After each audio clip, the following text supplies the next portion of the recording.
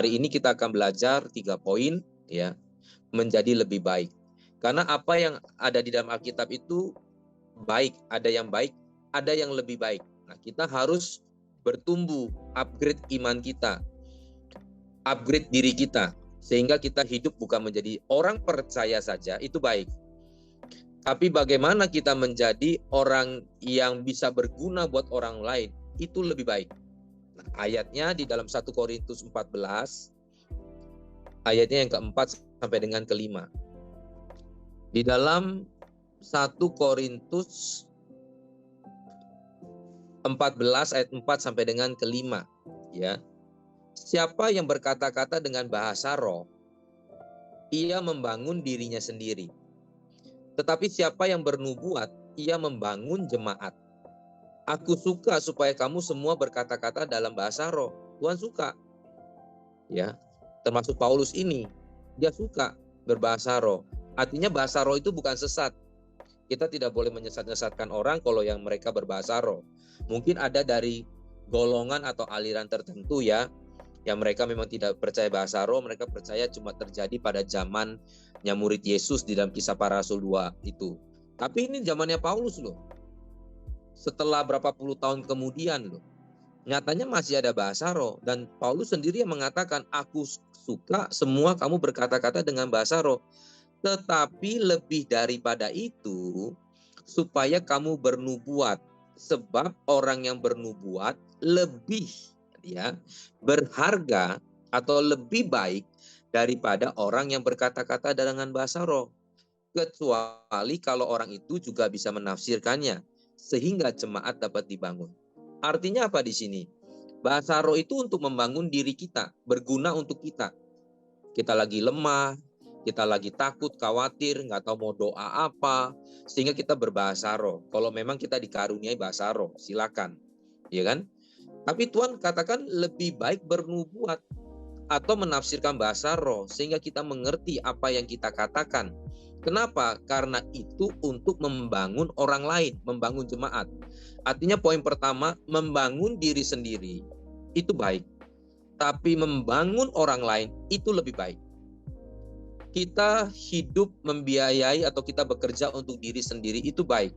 Tapi kalau hidup bisa bermanfaat, berguna buat orang lain, itu lebih baik. Nah, di dalam kekristenan seperti itu. Sehingga kekristenan kita bukan menjadi Kristen yang egois. Bukan menjadi Kristen yang hanya mementingkan diri kita sendiri. Pasif, hanya cukup ke gereja, percaya, lalu tidak berguna atau bermanfaat buat orang lain. Sedangkan di dalam Korintus ini jelas mengatakan bernubuat dan menafsirkan lebih baik. Karena apa? Karena berguna untuk orang lain. Orang ngerti, oh ini begini. Nah, bedanya sekarang begini.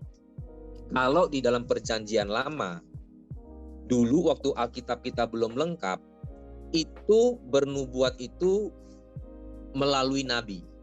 Sehingga ada Yeremia, ada Yehezkiel, ya, dan seterusnya lah. Tuhan pakai nabi-nabi itu untuk bernubuat, menyampaikan firman Tuhan, apa perkataan Tuhan. Tapi perjanjian baru, Alkitab kita sudah lengkap. Nah, sehingga orang itu jangan lagi sedikit-dikit ngomong Tuhan bernubuat. Saya khawatir itu lubuat. Nah, sehingga apa kalau begitu nubuatan? Nubuatan di perjanjian baru itu artinya mengajarkan firman Tuhan yang dimengerti. Itu bernubuat. Sehingga apa yang kita katakan itu harus sesuai dengan firman.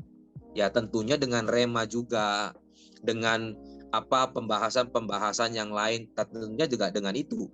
Tetapi tidak boleh keluar konteks daripada Alkitab. Sehingga bernubuat itu di dalam perjanjian baru lebih kepada kita mengajar firman. Itu akan lebih sehat, akan lebih kita itu nggak keluar jalur daripada Alkitab. Sehingga kita nggak sembarangan dikit-dikit ngomong ini dari Tuhan, lalu waktu kita coba cek dari Alkitab, rupanya ini tidak sesuai dengan Alkitab. Saya kasih contoh, bahwa dunia dikatakan semakin hari semakin jahat, dan dunia itu akan tidak menjadi mudah, akan semakin sukar. Lalu tiba-tiba ada orang mengatakan bahwa dunia ini akan jadi baik, dunia ini tidak akan hancur, orangnya ini akan lebih baik. Itu namanya kita sedang berkata-kata positif, tapi tidak sedang membicarakan tentang kebenaran. Loh, kalau begitu bagaimana Pak? Dunia kita nggak bisa pungkiri, Dan ini akan diganti dengan langit baru, bumi baru. Yang membedakan adalah kita orang beriman yang punya Tuhan tidak akan terbawa oleh dunia. Itu benar. Dunia akan semakin sukar, akan semakin sulit, akan semakin rusak, semakin hancur dengan apa yang jahat itu. Tapi kita orang benar tidak akan terbawa arus. Dunia boleh tergoncangkan, tapi iman kita tidak tergoncangkan. Itu benar. Tapi kalau bicara dunia akan jadi baik dan seterusnya, tidak. Karena firman Tuhan jelas sudah mencatat seperti itu. Nah, itu contohnya saja.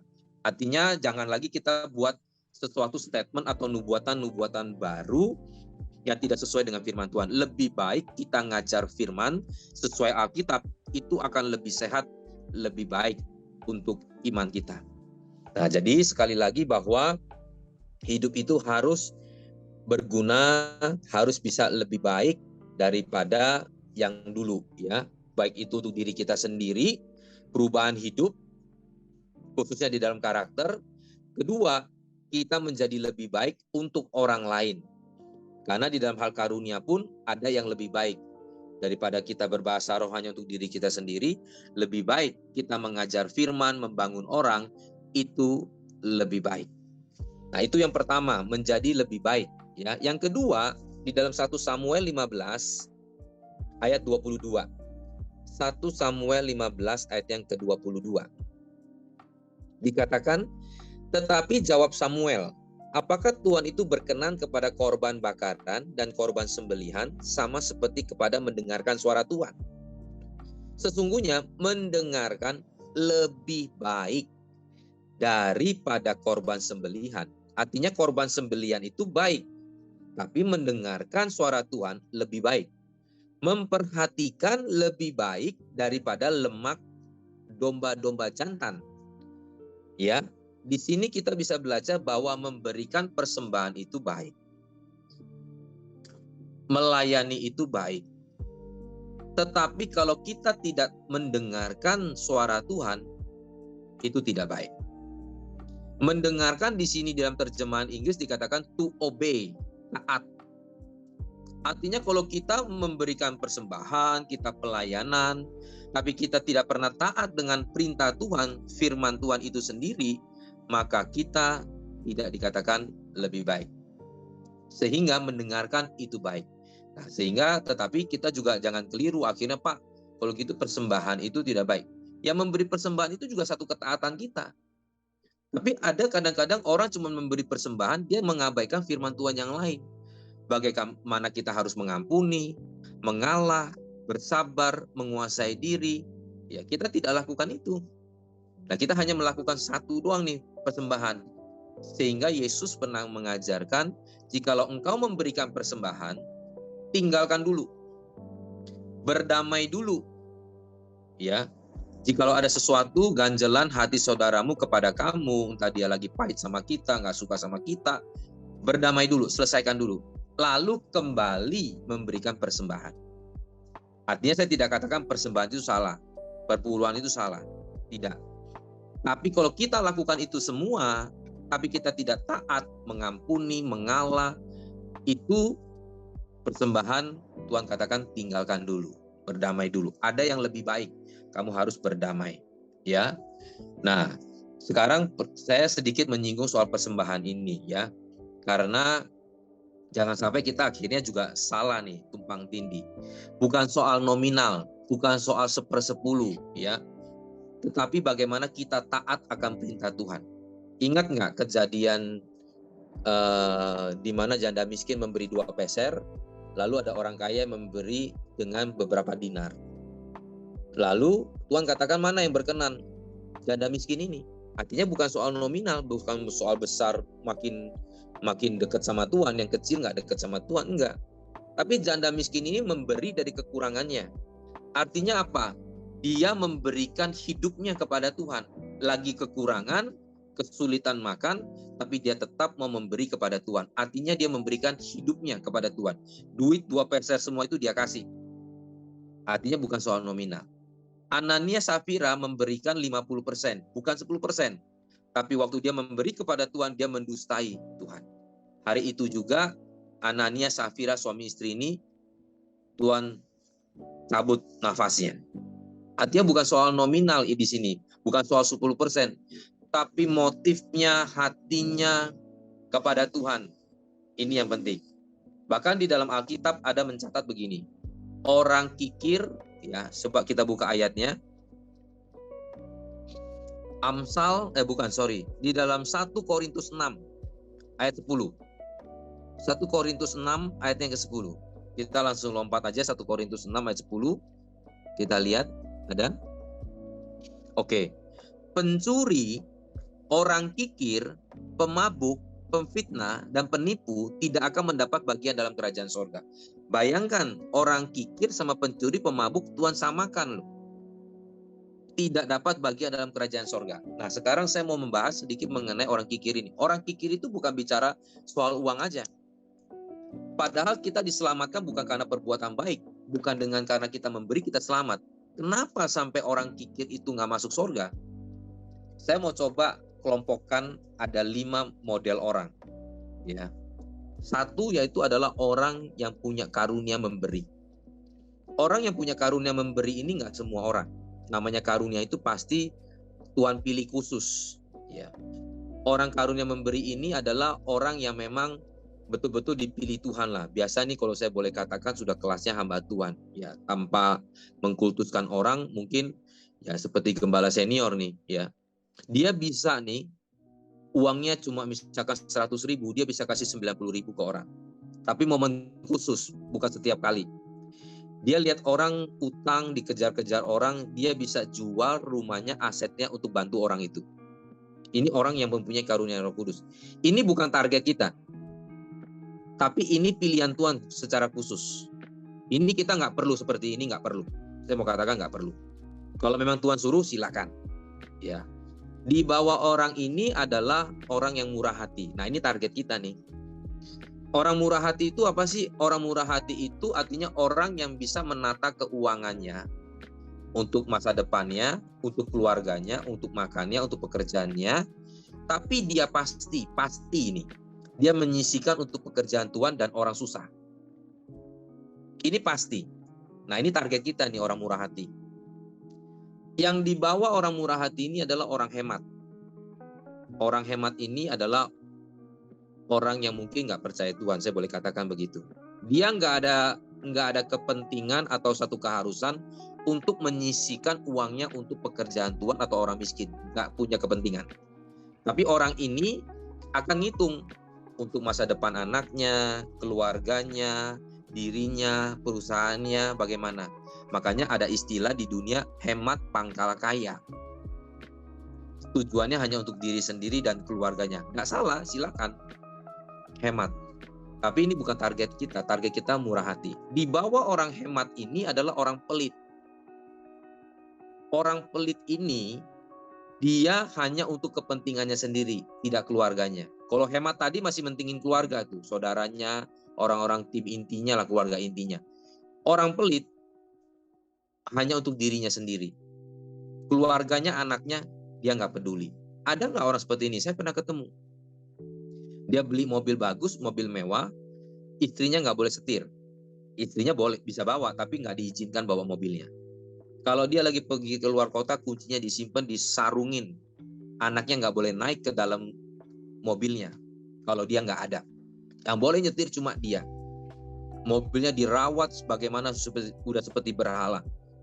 Dia bisa beli baju bagus, semua bagus, tapi yang lain nggak dia peduli, termasuk keluarganya. Ini orang pelit. Nah, keempat ini kalau mati masih masuk surga. Ini masih ada di surga nih, 4 ini. Yang membedakan nanti upahnya. Orang pelit ini yang nggak ada upahnya. Orang hemat mungkin masih ada upahnya karena masih mentingin orang sekitarnya, keluarganya. Orang murah hati lebih upahnya. Nah, orang yang punya karunia ini pasti karena dia berkorban. Hidupnya rela menderita untuk orang lain. Ini nggak menjadi target kita kalau Tuhan nggak pilih, nggak bisa. Tapi semua ini ada di sorga nih. Nah, yang menjadi pertanyaan, kenapa orang kikir nggak ada di sorga? Ini udah bukan urusan uang. Karena orang kikir itu untuk dirinya sendiri pun dia nggak mau. Pernah saya ketemu orang ini juga. Maka saya kenal dekat. Mungkin kalau yang pernah di Indonesia punya sabun B29, itu sabun buat cuci baju.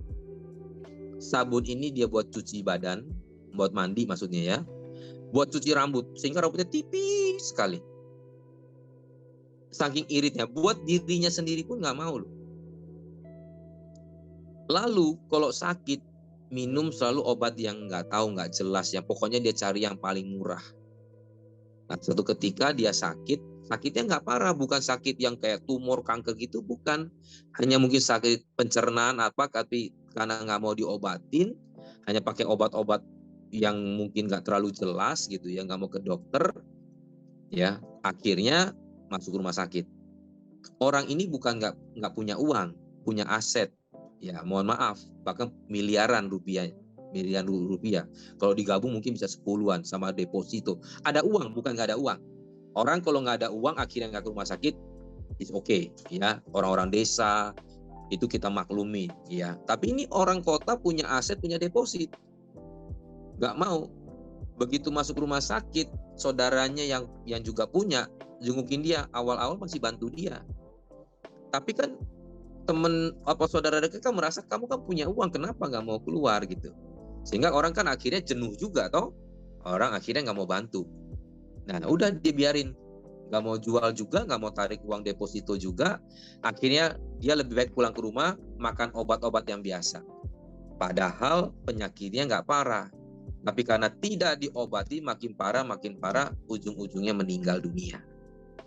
Nah sekarang saya mau tanya dulu satu pertanyaan. Orang yang bunuh diri mati masuk surga atau neraka?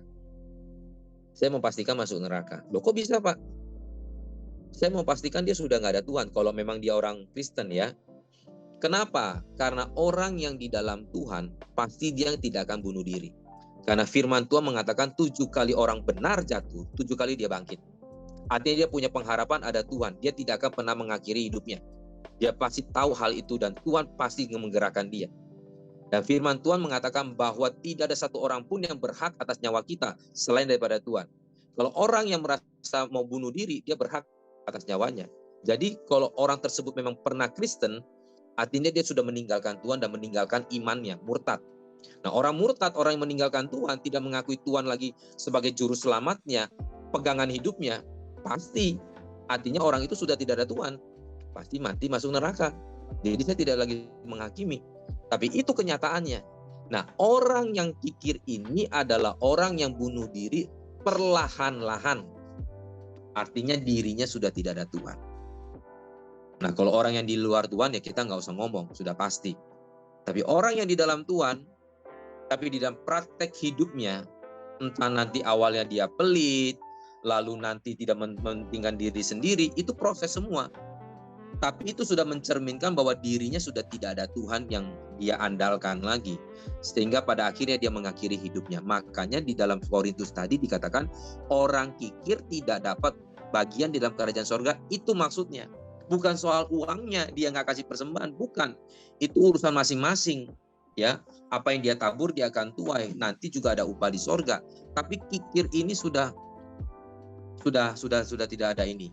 Nah makanya kalau tadi kita kembali dikatakan persembahan itu baik, korban bakaran itu baik, tidak salah. Tapi mendengarkan suara Tuhan itu jauh lebih baik. Kenapa? Ya termasuk yang tadi saya ngomong semua. Bahwa hidup kita harus dipimpin, harus lebih baik, ya harus taat dengan Tuhan, harus mau mengikuti apa kata Tuhan. Kalau Tuhan katakan ampuni semua dan seterusnya, lalu kita memberikan persembahan kembali kepada Tuhan. Nah ini benar-benar kita harus menangkap ini dengan baik. Nah itulah kita yang dikatakan menjadi lebih baik, ya. Lalu yang ketiga yaitu di dalam Yohanes 11 ayat yang ke-15. Yohanes 11 ayat yang ke-15. Tetapi syukurlah, ini kata Yesus nih. Tetapi syukurlah aku tidak hadir pada waktu itu. Sebab demikian lebih baik bagimu supaya kamu dapat percaya, belajar percaya. Marilah kita pergi sekarang kepadanya. Ini lagi menceritakan kisah apa? Kisah Lazarus yang hampir mati. Jadi waktu Yesus terima berita itu dari murid-muridnya, termasuk Maria dan Marta, yang panggil Yesus untuk datang, Lazarus itu masih sekarat, belum mati loh. Tapi dikatakan di ayat sebelumnya, di ayat yang ke-5 sama ke-6, coba boleh dimundurkan. Tuhan ngomong apa sih di ayat 5 dan ke-6 itu? Tuhan ngomong begini, ayat 5 ke 6. Yesus memang mengasihi Marta dan kakaknya dan Lazarus. Jadi Tuhan kasih loh ketiga orang ini. Namun setelah didengarnya bahwa Lazarus sakit, belum mati nih. Tuhan sengaja tinggal 2 hari lagi di tempat di mana ia berada. Ya. Baru muncullah tadi ayat 15 untuk supaya belajar percaya. Artinya percaya itu baik. Tapi belajar apa yang kita percayai itu, yaitu Yesus Tuhan, itu lebih baik.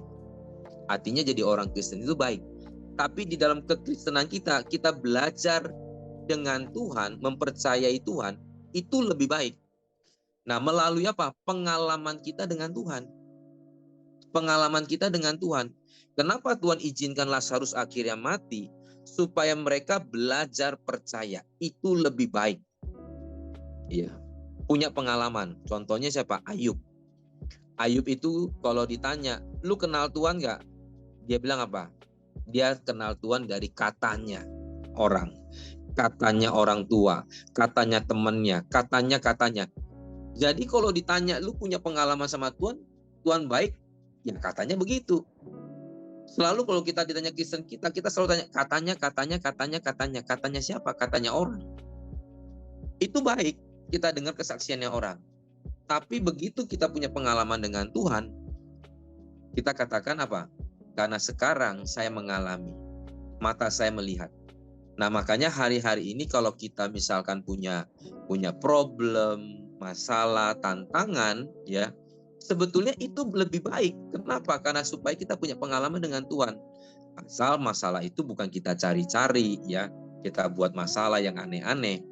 Tapi kalau kita sudah hidup baik, berkenan di hadapan Tuhan, Tuhan izinkan sesuatu, orang jahatin kita, orang lukain kita, orang fitnah kita, orang buat sesuatu lah yang jelek lah dalam kehidupan kita. Itu jelas bukan kesalahan kita. Tapi Tuhan izinkan loh.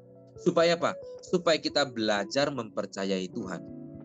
Ya, kita lebih sungguh-sungguh sama Tuhan. Nah, sehingga akhirnya Ayub pun sama. Dia katakan apa? Sekarang saya tahu Tuhan bukan dari katanya orang. Tapi sekarang karena saya mengalami Tuhan sendiri. Nah, setelah itu apa yang terjadi? Kita tahu istrinya Ayub kembali, hartanya dikembalikan 2 kali lipat, anak-anaknya dikatakan yang paling baik, yang paling tampan, yang paling cantik pada zamannya Ayub, 2 kali lebih hebat. Nah, itulah kalau kita mau belajar percaya kepada Tuhan. Percaya itu baik, jadi orang Kristen itu baik. Tetapi belajar mempercayai Tuhan itu lebih baik. Dengan apa? Dengan keadaan-keadaan yang akan kita lewati, yang kita jalani bersama dengan Tuhan. Jadi ada 3 ya. 1 yaitu bahwa kita membangun diri itu baik, tapi berguna membangun orang lain itu jauh lebih baik. Hidup harus bermanfaat, artinya memberikan persembahan itu baik, pelayanan itu baik. Tetapi taat akan perintah Tuhan itu lebih baik. Yang ketiga adalah jadi orang Kristen percaya itu baik, memang satu keharusan. Tetapi belajar mempercayai apa yang kita percaya itu, yaitu Tuhan sendiri, itu lebih baik.